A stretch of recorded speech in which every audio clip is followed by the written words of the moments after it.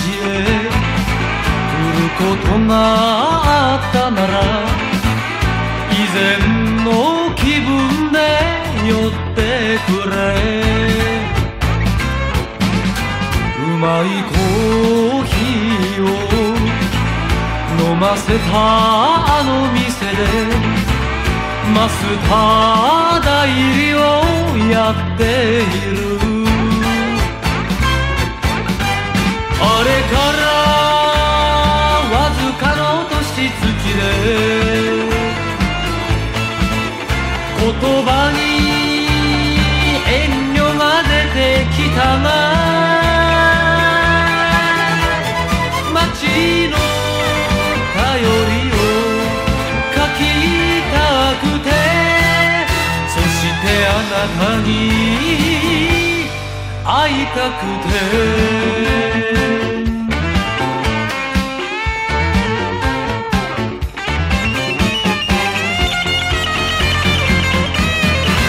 もしもこの街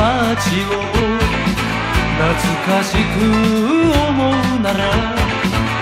ぶらりと電車を降りてくれ。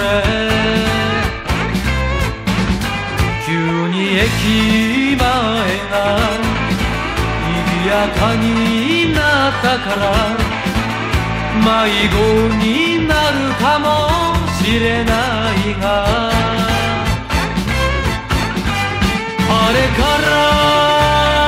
季節は冬のまま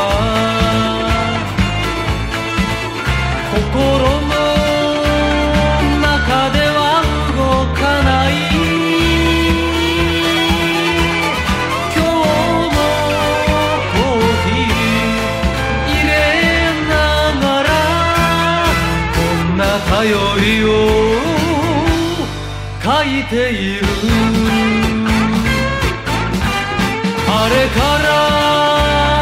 わずかの年月で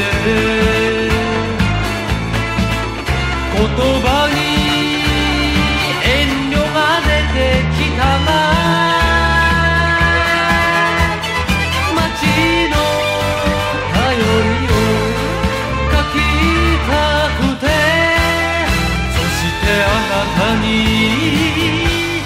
会いたくて。